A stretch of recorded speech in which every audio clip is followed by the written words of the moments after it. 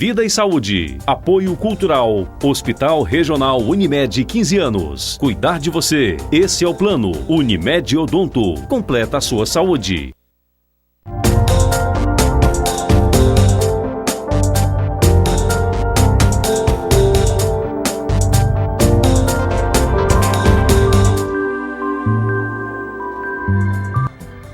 A adolescência é uma etapa intermediária do desenvolvimento humano entre a infância e a fase adulta.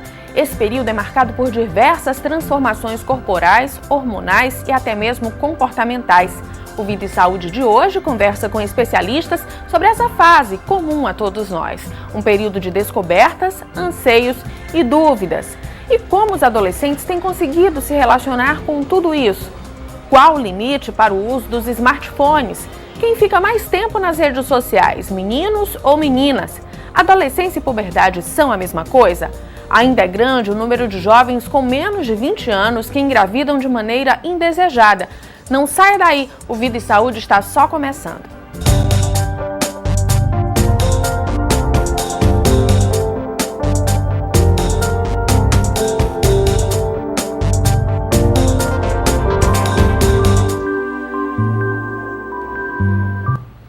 Adolescência, período de descobertas, anseios e dúvidas.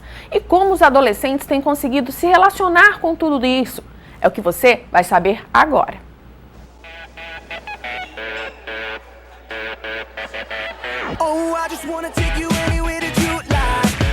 E quem melhor para falar sobre os desafios de ser adolescente que eles mesmos?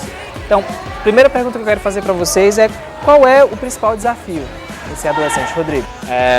O principal desafio é crescer e decidir o que você quer ser. Porque a partir do momento que a gente entra na adolescência, a gente começa a ter responsabilidade.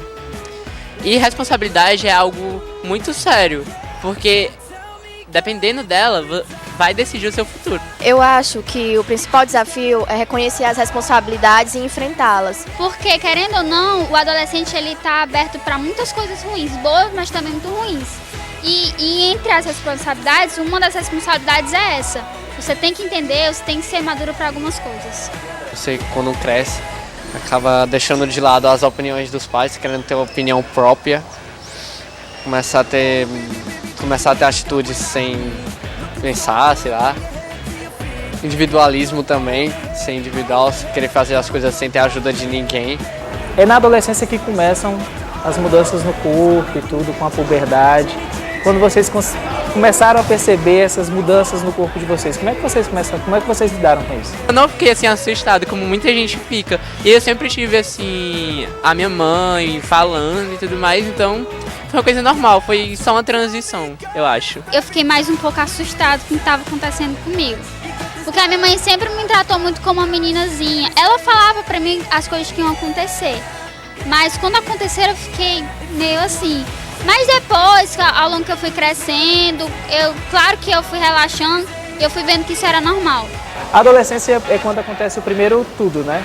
Primeiro beijo, primeira relação sexual, primeiro amor também, né? Como é que vocês estão lidando? Vocês estão se preparando? Isso já está acontecendo? Como é que vocês estão lidando com essas primeiras fases, essas primeiras etapas? Assim? Algumas delas já aconteceram, mas... O que é que já aconteceu? Com arrependimento, mas aconteceu. Mas tudo da primeira vez, às vezes é muito bem bom, às vezes é bem ruim. Eu sempre encarei muito bem essas coisas e até assim serve de aprendizado para que a gente possa sondar toda essa nossa fase e tirar um aprendizado de que a gente precisa ter maturidade e responsabilidade. É uma fase muito importante essa transição. Como é a relação de vocês com os pais de vocês? É aberto, vocês podem conversar sobre qualquer tipo de assunto, existem assuntos que são censurados, como é que funciona isso dentro de casa? Olha, na minha casa, pelo menos, a gente conversa sobre tudo. Conversa sobre sexualidade, conversa sobre sexo, conversa sobre relacionamento. Então, eu acho que eu posso falar com a minha mãe o que eu quiser sobre esses diversos assuntos. Mas eu acho que a questão é da pessoa. Eu tenho vergonha de conversar isso com a minha mãe. Eu não consigo ficar falando, eu saí, beijei, não consigo falar. Eu não tenho pai comigo, então é mais eu e a minha mãe. E eu e a mãe, nós somos muito amigas. Não é tabu esse negócio de sexo comigo e com a minha mãe, não. Mas a gente não costuma ficar falando sobre isso direto. Na adolescência a gente também escolhe qual profissão a gente vai seguir, a profissão que a gente vai seguir para o resto da vida, né? É um passo importante. Como é que vocês estão administrando isso? Vocês já sabem o que querem ser quando crescer um pouquinho mais, né? Ou já sabem que profissão vão seguir? Sim, eu penso nisso já há bastante tempo, já há uns 2 anos. Sempre pensei, tipo assim, começar do zero, começar em qualquer local de emprego para quando futuramente eu sei o que eu quero, que é trabalhar com computadores ou futuramente ser empresário aqui nessa área. Eu sonho sim, eu quero sim ter um futuro muito bom, assim como todos aqui, claro. E corro atrás disso. E o que eu acho? Engenharia da aeronáutica, quero fazer essa parte da engenharia. Desde pequena que eu sempre falei que eu quero fazer medicina. Então, assim, a vida ela é também uma escola, mas nós temos o dever de fazer as nossas escolhas. Nós não podemos ficar parados e deixar a vida levar. Eu quero ser publicitário, porque eu vejo que eu gosto muito de divulgar as coisas que eu gosto, entendeu? Então acho que é legal, e eu sempre tive interesse em ver como é que acontecia o processo que vinha até a mim. Eu sempre via a propaganda, sempre queria saber por que ela chegava até a mim daquele jeito. Então é um sonho, e é uma coisa que eu gosto de fazer. Fase da vida, construção social, a adolescência é um período de ebulição. E como é possível ajudar os adolescentes a passarem por esse período de maneira saudável? Sobre esse assunto, a gente conversa agora com o psiquiatra Davi Queiroz. Muito bem-vindo, doutor Davi, aqui ao Vida e Saúde. Bom, a gente viu aí na fala dos adolescentes muitos pontos interessantes, mas eu queria começar falando da questão da responsabilidade, né? Que é para eles, na verdade, um momento muito desafiador, essa coisa de ter que assumir a responsabilidade, de passar a fazer coisas de iniciativa própria, sem a interferência de ninguém. É importante dar essa responsabilidade para esses adolescentes a partir de quando? Bom, assim, a responsabilidade, ela é uma coisa que tem que ser começado desde a medida que eles vêm buscando isso. Né? Porque a responsabilidade, ela vem junto com a liberdade. A liberdade nunca é dada, né? Ela é conquistada. Então, à medida que eles vão tendo essa necessidade de ter a liberdade, de se distanciar dos pais, se começar a lidar com os grupos fora da família, fora do núcleo familiar, então aí eles vão começando a ter contato com o mundo real e vão começando a precisar ter essa responsabilidade. E assim, e isso vem de uma maneira no ritmo deles, né? Isso não tem uma regra assim como um grupo. Na verdade, o ideal é que os pais, eles vão sentindo isso à medida que eles vão experimentando essas novas situações, eles vão desejando sair mais de casa, vão desejando ficar mais longe da família, e a partir daí eles vão começando a ter que ter esse contato com a responsabilidade, né? E isso gera uma angústia, né? Porque a responsabilidade implica você tomar decisões, e uma decisão sempre implica eu quero isso e quer dizer eu não quero aquilo, né? Ou seja, tem um luto, você escolhe uma coisa e deixa de escolher outra. Tem que abrir mão de outra. Você tem que abrir mão de outra. E isso ocorre de uma maneira muito rápida na adolescência, né? Doutor Davi, se fala muito assim que até por uma questão fisiológica as meninas amadurecem mais cedo do que os meninos. Isso é um fato, e num contexto assim meio machista que ainda vive a nossa sociedade, em que muitos pais acham que o filho, o homem, pode fazer certas coisas, a filha, a mulher, não. Como lidar com isso? Como reconhecer essa maturidade real? De fato, as meninas acabam tendo que amadurecer. Não é que elas amadurecem mais rápido por vontade delas, né? Elas têm que amadurecer, porque as mudanças que ocorrem no corpo da menina, a questão hormonal, são muito maiores do que as que ocorrem com o menino. Então, na verdade, a primeira necessidade de busca de identidade, uma nova identidade, é exatamente a partir das mudanças corporais. Então, como isso acontece de uma maneira mais rápida e mais grandiosa na menina, elas têm que ter esse amadurecimento mais rápido, né? Isso gera também angústia nelas, né?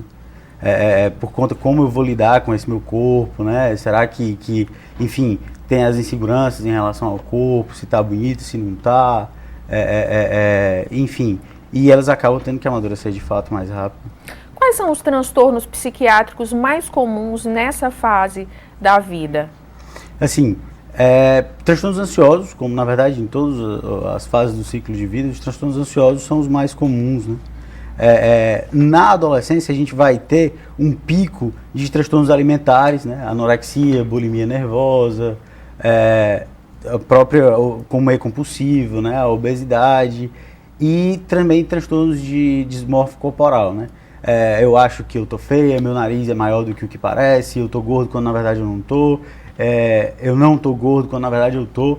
Então, assim, esses transtornos dismórficos corporais e os transtornos alimentares, eles têm uma incidência maior na adolescência. Que eles estão muito relacionados também a essa questão da ansiedade e da aceitação, né? Principalmente no mundo que a gente vive aí, em que os padrões de beleza têm sido pré-determinados, sem respeitar as individualidades de cada um. Exatamente. Eles têm sempre esse ideal que é uma coisa imposta a eles, né? Não é uma coisa que eles vêm e naturalmente eles adquirem esse ideal, porque é sempre bom a gente ter um ideal a seguir, mas é uma coisa que é imposta a eles, né? Então eles ficam sempre na busca daquilo ali, às vezes de uma maneira até prematura. Então você vê jovens de 12, 13 anos já entrando numa academia, já malhando pesado para tentar atingir aquele ideal, e isso gera o transtorno, né?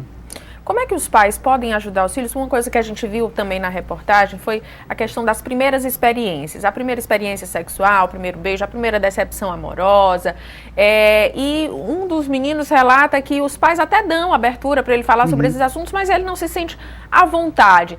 Como é que os pais podem ajudar os seus filhos, ter esse relacionamento aberto com eles, sem serem invasivos, sem quererem entrar demais num universo que eles mesmos fazem questão de deixar assim mais individualizado? Bom, assim, é uma coisa até clichê, mas é escutá-los, né? Escutá-los. Quando é que eu vou começar a falar sobre sexo? Quando é que eu vou começar a falar sobre droga? Quando é que eu vou começar a falar sobre saída com meu filho, com meu sobrinho, enfim? Quando ele começar a perguntar sobre isso. Quando ele começar a dar mostras de que ele está querendo saber sobre isso, né? A demanda sempre tem que vir deles, né? Porque, como eu falei no começo, é no tempo deles. Então, quando eles começarem a perguntar, quando eles começarem a ter alguns comportamentos que a gente nota, olha, tá saindo mais com meninas, porque na primeira fase da adolescência os grupos ainda são dentro do mesmo sexo, né? O clube do Bolinha e o clube da Luluzinha ainda.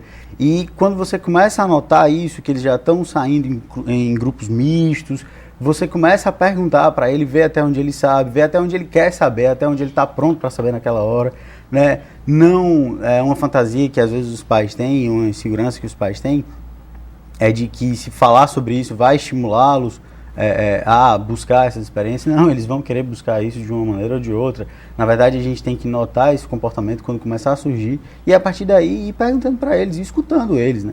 A demanda é sempre vindo deles, a gente dizer o que eles estão prontos para escutar, né?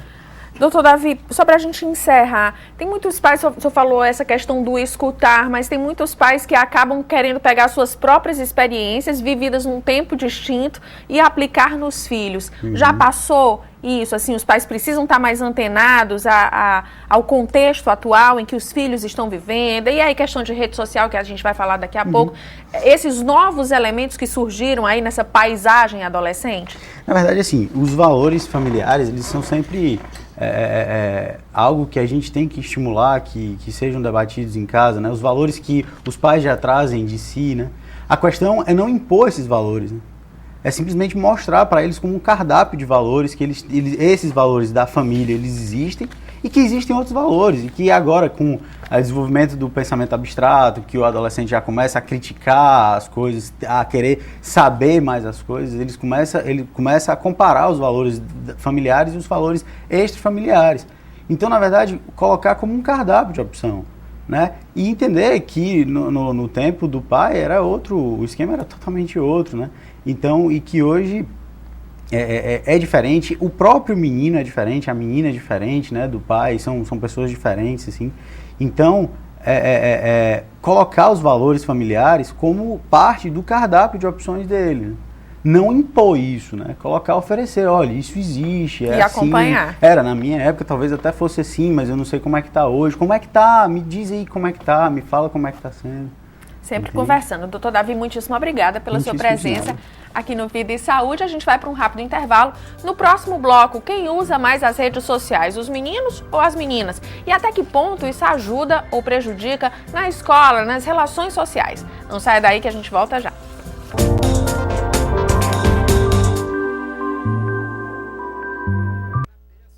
Vida e Saúde. Apoio Cultural. Hospital Regional Unimed 15 anos. Cuidar de você. Esse é o plano. Unimed Odonto. Completa Saúde. Apoio Cultural. Hospital Regional Unimed 15 anos. Cuidar de você. Esse é o plano. Unimed Odonto. Completa a sua saúde.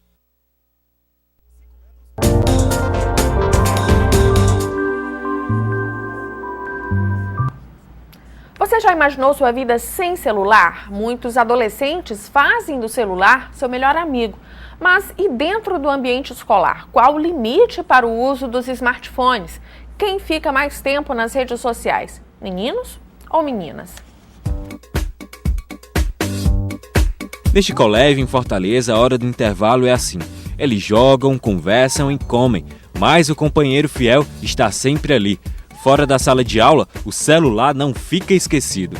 É errado realmente usar o celular na sala de aula, porque a sala de aula é local de estudo, é local de ficar ouvindo o professor, tirando dúvida, estudando para ter realmente um futuro melhor. Juliana, que não larga o aparelho nem na hora da entrevista, diz que é preciso responsabilidade na utilização. Ele pode usar para fazer uma pesquisa ou tirar uma dúvida que o professor não sabe ou não pode tirar, mas aí ele também pode ficar nas redes sociais, que é o mais comum de se fazer, que ficar nas redes sociais e realmente não prestar atenção na aula, ficar só dando atenção ao celular.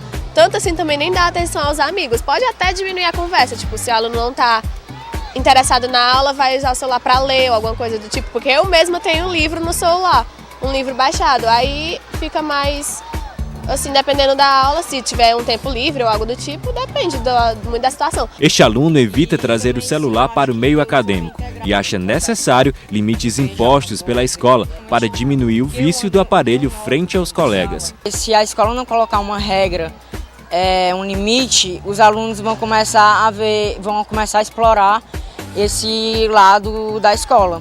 Que, por não ter essa regra dentro da escola, vamos abusar da nossa tecnologia que está nas nossas mãos. E você ficar direto no celular o tempo inteiro não ajuda muito no desempenho escolar. E as notas começam a cair, realmente, como acontece com muita gente. Você acha que o adolescente fica mais disperso? O celular, essas novas tecnologias, são realmente vilões para a escola? Eles são bem conscientes, a maioria é bem consciente nesse sentido. E os pais também auxiliam a gente nesse reforço, digamos assim. Mas fora da sala de aula, a gente não tem problema, porque a gente também tem que entender que a tecnologia ela auxilia o aluno na aprendizagem, né? Nós temos grupos de WhatsApp em que facilita essa troca de trabalho, dúvidas. Eu tenho um grupo de orientação profissional com os alunos do terceiro ano do ensino médio aqui, e eu vejo o quanto isso ajuda na pesquisa deles, né? Assim, eu passo para pesquisar sobre alguma profissão e eles vão, né? A profissão que cada um deseja conhecer. E isso, a internet é um recurso muito, muito, muito benéfico nesse sentido. Um estudo do Comitê Gestor da Internet no Brasil revela que 80% dos adolescentes utilizam os smartphones para as redes sociais. Deste número, 37% são do sexo masculino e 66% do sexo feminino. Eu realmente passo muito tempo no celular, muito tempo no Facebook, WhatsApp, essas redes sociais. Passo muito tempo falando com todo mundo que está longe. Eu tenho uma amiga virtual que a gente conversa bastante e como ela mora lá em São Paulo, eu só tenho o celular para conversar.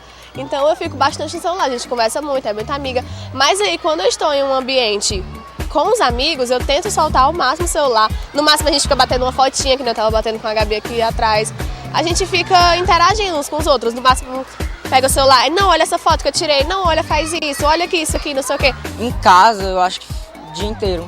Só que eu uso, aí eu passo algumas, por exemplo, 1 hora, aí eu saio, vou no computador, faço outras coisas, sabe, de maneira pessoais, mas sim, eu acredito que eu sou bem conectado com a tecnologia e o mundo afora.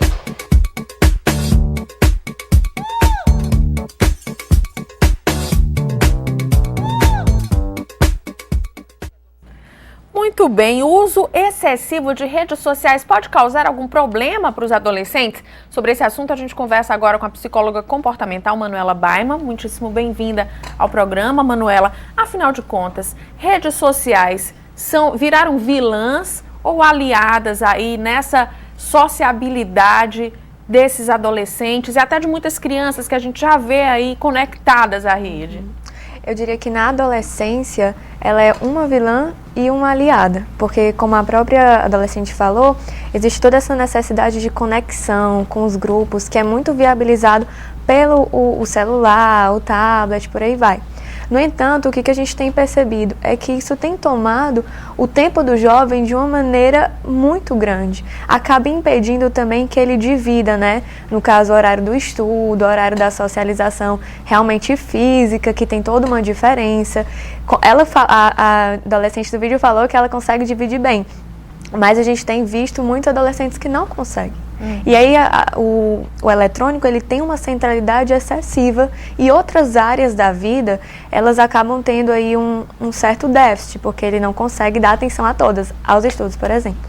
O próprio menino ouvido na reportagem, ele fala que reconhece a necessidade do limite na escola, mas a gente sabe assim que ele é um caso único, pode-se dizer, um exemplo muito pequeno desse outro universo que encontra em qualquer situação a oportunidade para estar conectado, tirando aí essa concentração, como você falou, tirando o foco das outras atividades. Um outro ponto a gente já sabe que a adolescência é um período que tem um perfil de jovens que se isola mais, né? Que fica mais individualizado ali naquele seu mundinho, ainda sem entender direito os processos até do próprio corpo.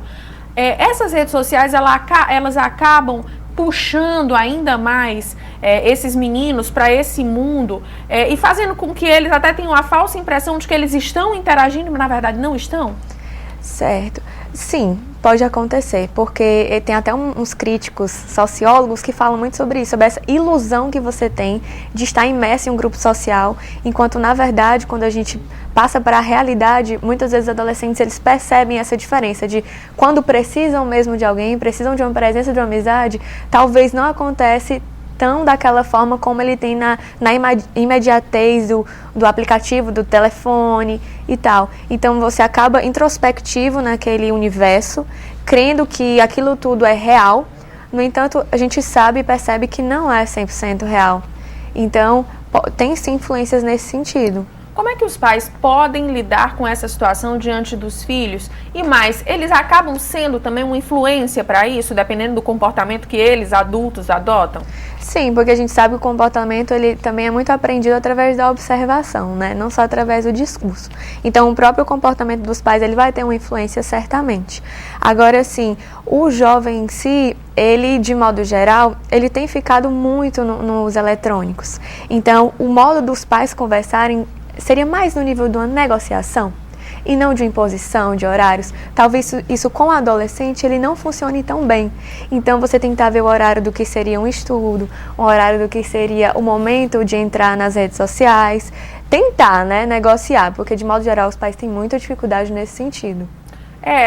Tem muitos pais que acompanham os filhos pelas redes sociais e já colocaram os filhos numas frias, né? Assim, de passar aquela vergonha ali na frente dos amigos por um comentário que a mãe fez ou uma tia fez. Como é que deve ser essa interação? Deve ser mais de observação e menos de tentar forçar uma participação nas redes do filho? Sim, eu diria que sim. Tem alguns pais que eles chegam até mesmo a olhar conversas, às vezes o adolescente nem sabe que o pai está vendo, e aí fica tão invasivo que isso faz tão mal pro jovem, né? Tanto até como o psiquiatra Davi falou, é muito de você esperar esse jovem dar essa abertura. Então, às vezes, esse excesso de zelo, de cuidado dos pais é entendido pelo adolescente como um sufocar. Então, assim, a orientação que eu daria seria mais no sentido de você observar e ver onde é que você pode ir entrando. E não querer dar lições ou ser muito presente, assim, demais nesse sentido. Certo. Em relação aos riscos, doutora Manuela, a gente sabe também que as redes sociais elas acabaram virando portas aí para pedófilos, para pessoas que têm outros interesses. como também ter esse cuidado aí, como orientar os seus filhos em relação a isso, como tocar nesse assunto com uma certa naturalidade, sem assustar, mas também sem deixar o seu filho ali exposto àquele risco. Olha, levando em consideração que se tratam de riscos aí mais severos, né, como você citou, a pedofilia, dentre outros, eu sugeriria um diálogo não no intuito de reprimir, mas mais de saber o que tá, assim, saber, orientar no sentido também de pedir uma informação, né, como é que é. O jovem, ele gosta muito de se sentir autorizado a falar, de se sentir num lugar em que ele tem ali um poder de verdade. Então, assim, um modo de diálogo pode ser justamente nesse sentido. O pai perguntar quais redes ele acessa, perguntar um pouquinho de como é, e aí tentar ir introduzindo algum assunto que seria dessa ordem de uma proteção, né, contra esses males que existem. Mas sempre no intuito de orientar e não de impor. Exatamente, nem de reprimir, porque isso causa um afastamento maior do adolescente. Tá bom, doutora Manuela, muitíssimo obrigada pelos seus esclarecimentos aqui. Hora de mais um intervalo. Na volta, a gente vem com a pergunta: adolescência e puberdade são a mesma coisa? Já já a gente responde.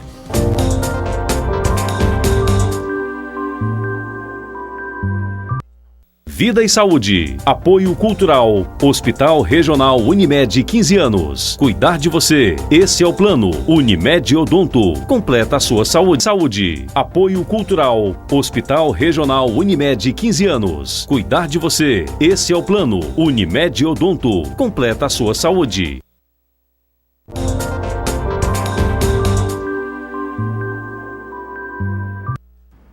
Adolescência e puberdade são a mesma coisa?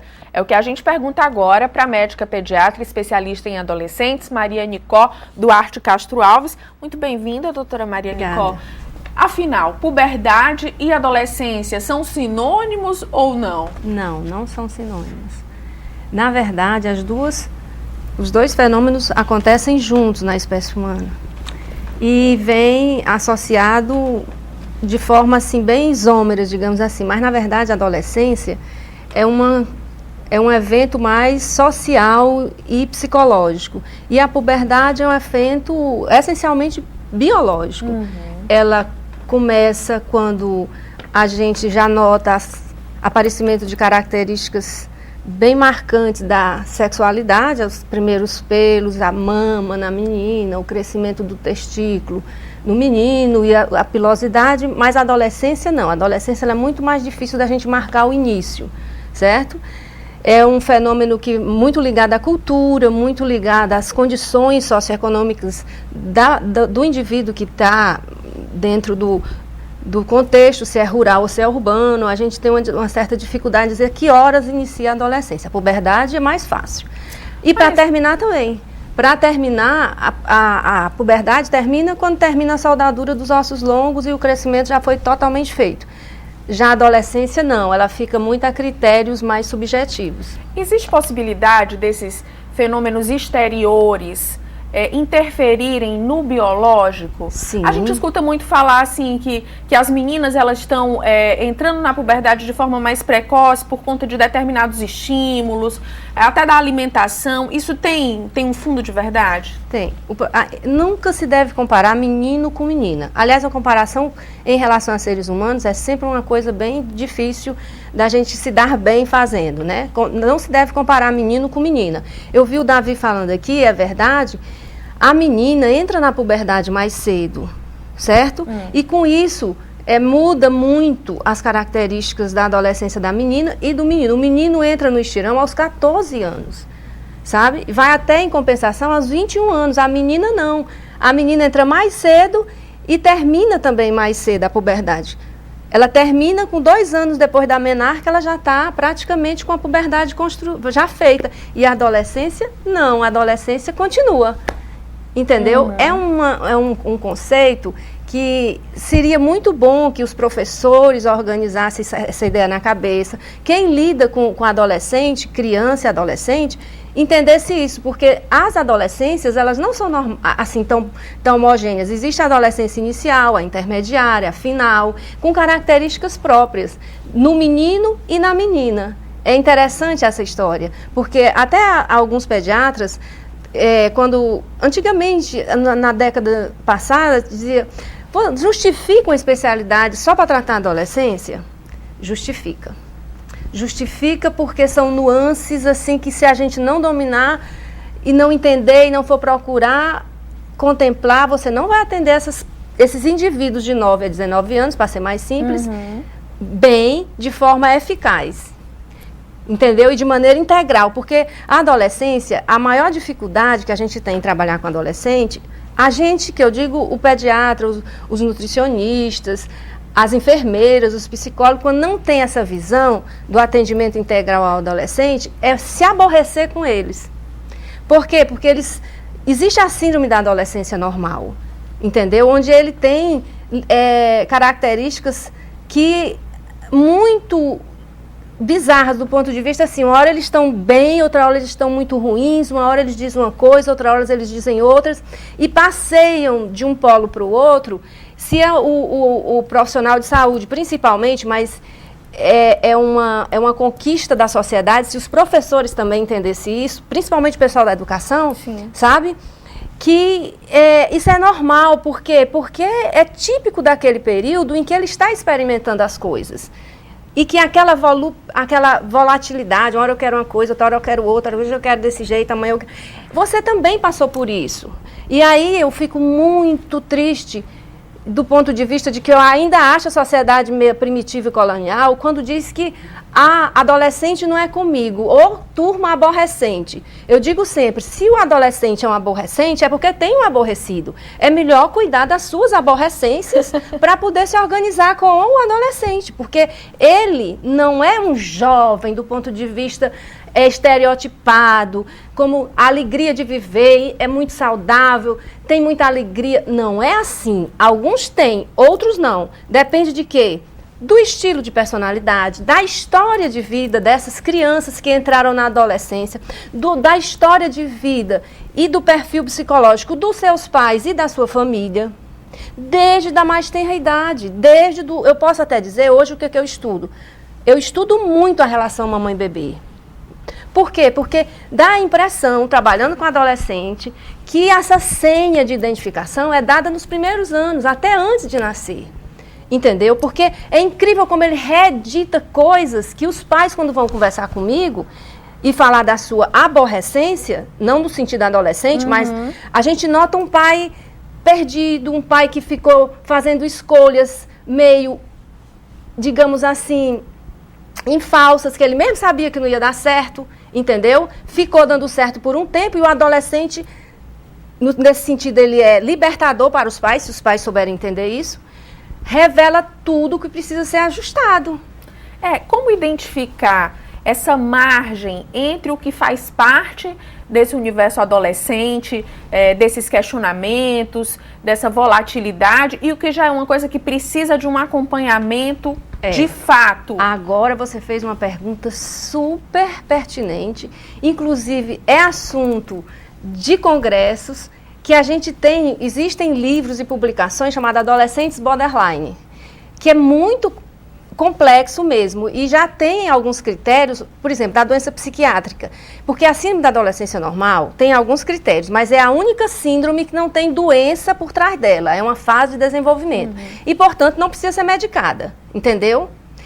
Desde do consultório de bebês, que eu noto, e alguns colegas também notam, algumas coisas. Existe uma vontade de alguns adultos, principalmente da sociedade consumista, instantânea, sabe? Onde tudo tem que ser dado a resposta rápida, onde não se pode perder tempo, sabe? De patologizar a infância e também patologizar a adolescência. Realmente, o limite entre o doentio, o nível de tolerância, no sentido dele adquirir características próprias do que ele realmente iria ser, é complexo. Não é muito difícil para o profissional especializado, mas essa resposta ela tem que ser feita baseada numa observação, em critérios.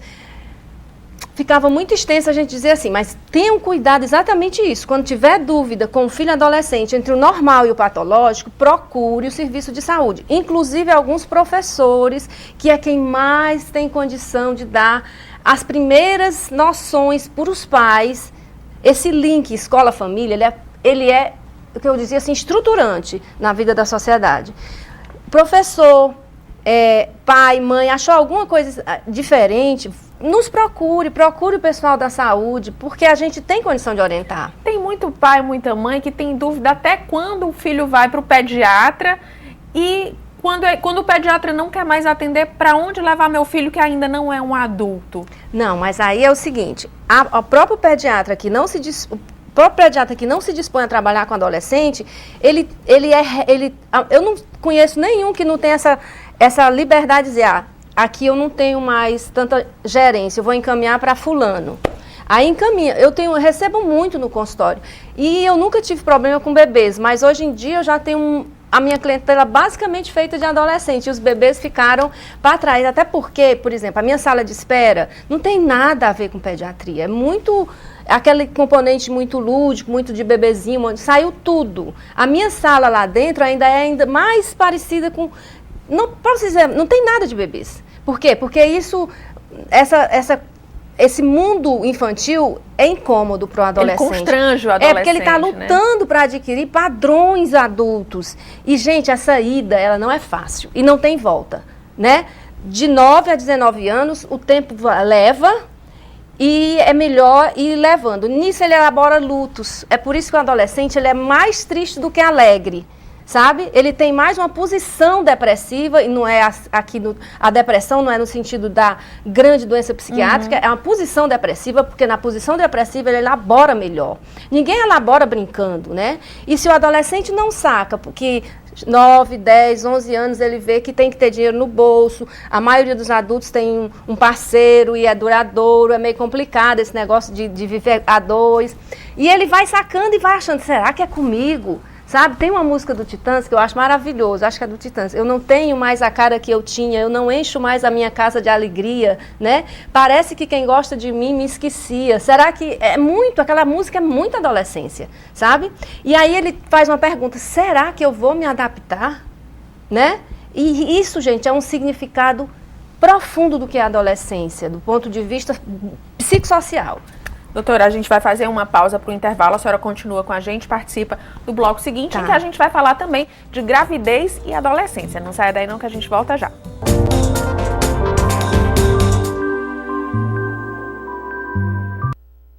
Vida e Saúde. Apoio Cultural. Hospital Regional Unimed 15 anos. Cuidar de você. Esse é o plano. Unimed Odonto. Completa a sua saúde. Apoio Cultural. Hospital Regional Unimed 15 anos. Cuidar de você. Esse é o plano. Unimed Odonto. Completa a sua saúde.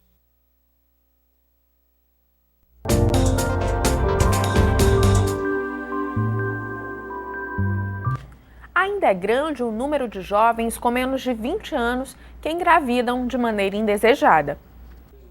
Jéssica tem 14 anos. A jovem seguia uma vida normal, como qualquer adolescente da mesma idade, com estudos e as primeiras descobertas, até 7 meses atrás, quando descobriu que estava grávida. Ela conta que teve que lidar com o susto da notícia e também com a resistência da família. Fiquei com medo de cuidar para ela. Aí, quando eu contei, ela brigou muito. Aí depois ela teve que aceitar. Ela avisava que tinha camisinha, essas coisas, mas não gostava. Há 15 dias, a jovem mãe deu à luz as gêmeas Sofia e Vitória. Por causa da gestação, a adolescente teve que deixar os estudos um pouco de lado, mas diz que logo pretende voltar à escola, mesmo ainda não sabendo o que vai ser quando crescer. Eu vou estudar. Quer ser o que quando crescer, então? Não sei. Minha sogra aceita normal, eu moro com minha sogra. E é o primeiro neto dela, aí é normal. Jéssica é somente mais um dos muitos casos de gravidez não planejada em adolescentes no Brasil. Segundo o Ministério da Saúde, cerca de 536 mil meninas foram mães em 2012, representando mais de 17% do total das gestações no país. De todos os partos realizados aqui na Maternidade Escola em Fortaleza, 25% são em jovens com menos de 20 anos. De acordo com esta ginecologista que trabalha no hospital, esse número já vem diminuindo, resultado da conscientização sobre o problema. A gravidez precoce também é considerada de risco e pode trazer vários problemas de saúde, como diabetes e pressão alta, que podem resultar em complicações no parto. Mas, segundo a médica, na verdade, o principal problema é social. Muitas vezes a adolescente para de estudar porque engravida, vai ter que cuidar desse filho e compromete o futuro dela. Mas é importante a gente lembrar que também existem fatores biológicos, existem realmente riscos de pressão alta, de partos prematuros, de bebês que nascem antes do tempo, tem mais risco de infecção. Então isso é importante que a gente lembre que a gravidez deve ser, o ideal é que seja entre 20 e 35 anos. Apesar de viverem conectados e terem à disposição informações sobre o assunto, os jovens ainda não têm conhecimento suficiente sobre os métodos de contracepção. Ainda existe muito dúvida sobre isso. Como é que eu uso? Eu sei que existe a pílula, mas como é que eu tomo? Eu tenho que tomar todo dia? Como é que eu uso a camisinha? Eu tenho que colocar antes da ejaculação? Eu tenho que colocar desde o início da relação? Então isso é importante que seja orientado. Porque a adolescente muitas vezes diz que sabe, mas quando você pergunta, e aí, como é que você deve usar? E aí muitas vezes ela não tem essa orientação. O Brasil é um dos países com maior número de adolescentes grávidas no mundo. A informação foi publicada em relatório anual no começo desse ano do Fundo de População das Nações Unidas. Segundo o documento, mais de 95% dos nascimentos de filhos de mães adolescentes ocorrem em países em desenvolvimento. Desse total, 50% se concentram em apenas 7 países e o Brasil é um deles. A pediatra especialista em adolescentes Maria Nicó continua aqui com a gente para falar sobre esse assunto. Doutora, a gravidez precoce pode ser considerada uma das ocorrências mais preocupantes relacionada à sexualidade das adolescentes? Bom, para começar esse tópico, a gente tem que lembrar que o fenômeno da gravidez na adolescência não é novo. Pode lembrar que as nossas avós mais antigas, elas casavam cedo. Sim. E pariam muito novas. A gente vê, eu tenho relatos na minha própria família, que algumas senhoras em décadas anteriores, elas pariam 18, 19 filhos e começavam muito jovens. Cedo. O que foi que aconteceu? Existem alguns termos que eles são usados de forma corrente, mas a gente tem que prestar atenção no que é dito, porque às vezes o que é dito tem uma força muito importante para a gente raciocinar e a partir daí fazer a conduta.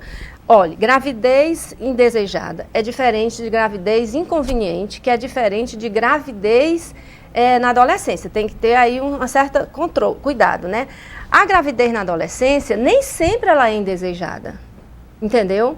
Existem algumas questões que a gente não... O que é difícil trabalhar com adolescente, principalmente quando a gente parte para outras áreas, é que existem rótulos demais. Existem muitas verdades sendo ditas como absolutas e você tem que levar em consideração que você está trabalhando com um indivíduo único na sua singularidade. Todas as vezes que eu pego uma adolescente grávida, a primeira coisa que a gente tem que fazer na cabeça de quem atende, de quem vai lidar com ele, é um desconstruir o não saber. Você não sabe nada por enquanto. Vamos escutar essa figura, vamos organizar essa análise desses casos no sentido de ajudar e não de incriminar e a partir daí diminuir a reincidência de gravidez na adolescência, porque realmente é um fenômeno preocupante mesmo, porque as nossas avós pariam dentro de um contexto protetivo dela, tinha proteção, principalmente a proteção formal da sociedade. Esses meninos e essas meninas nascidas dessa menina nova, ela tinha um pai, ela tinha uma avó, ela tinha uma bisavó, ela tinha um pós-parto com canjinha de galinha, com a história das... Como é que a gente chamava antigamente? O resguardo todo. E era patenteada pelo casamento, pela figura do marido ali. Hoje o que acontece é uma gravidez assim, tipo acidente, como eu tenho visto e me preocupado muito, porque no Gonzaguinha de Messejana eu atendo adolescente. E chega várias e várias crianças para ser atendida com histórias que está engordando muito e que já está preocupada e que, na verdade, quando eu vou examinar, existe lá um úterozinho grávido com um nenenzinho dentro e a mãe, muitas vezes trabalhando muito, né, nem manda outras pessoas levarem, aquilo é um bebê.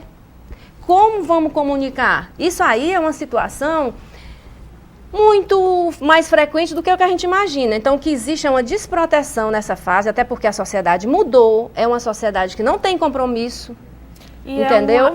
Gosta do espetáculo. E é uma coisa que recai muito ainda sobre a figura simplesmente da menina. Só da menina, exatamente. Então, porque eu estou estudando, trabalhando adolescente, a história da mamãe e bebê.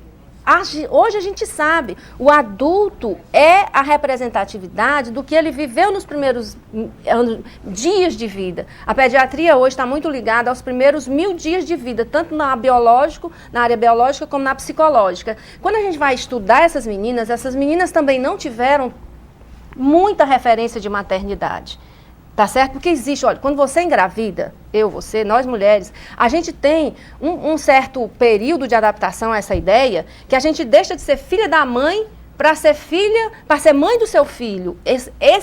Esse ato, ele é fundamental que seja bem feito, entendeu? Na adolescência, via de regra, atualmente não tem esse espaço bem feito. Certo? A sensação de estar em segurança é necessário, é vital para a gente ser bem educado do ponto de vista de dar um adulto competente. Muitas dessas meninas, quando a gente vai estudar, são filhas de mães adolescentes também, entendeu? E também o seguinte, a mulher ela não nasce instintivamente preparada para a maternidade, não.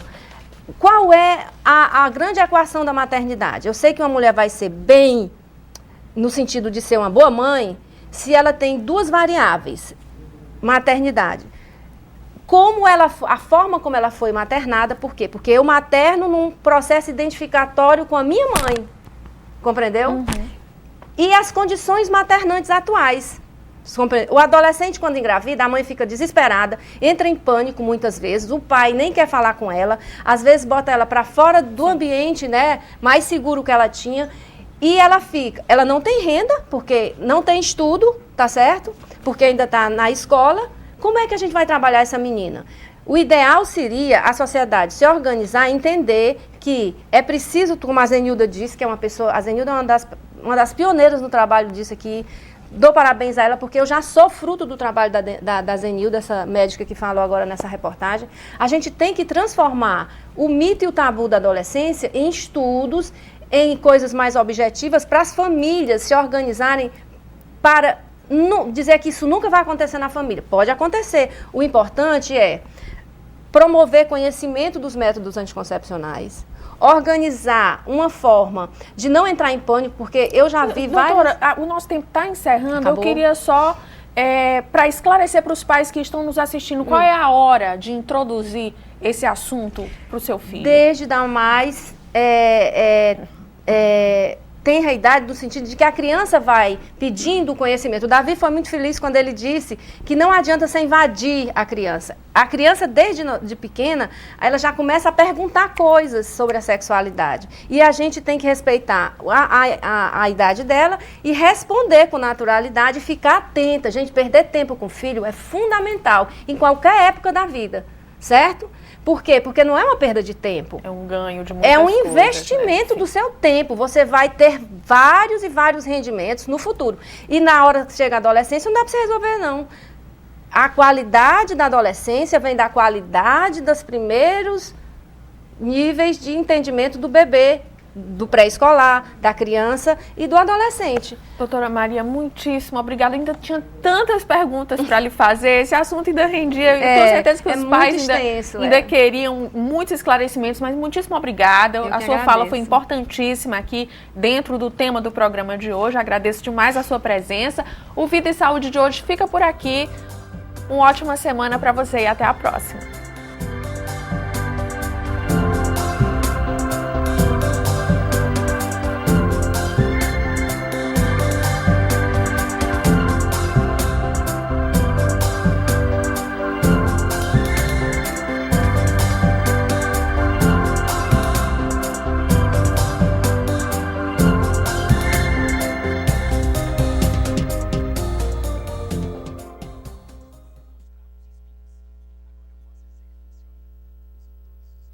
Vida e Saúde. Apoio Cultural. Hospital Regional Unimed 15 anos. Cuidar de você. Esse é o plano. Unimed Odonto.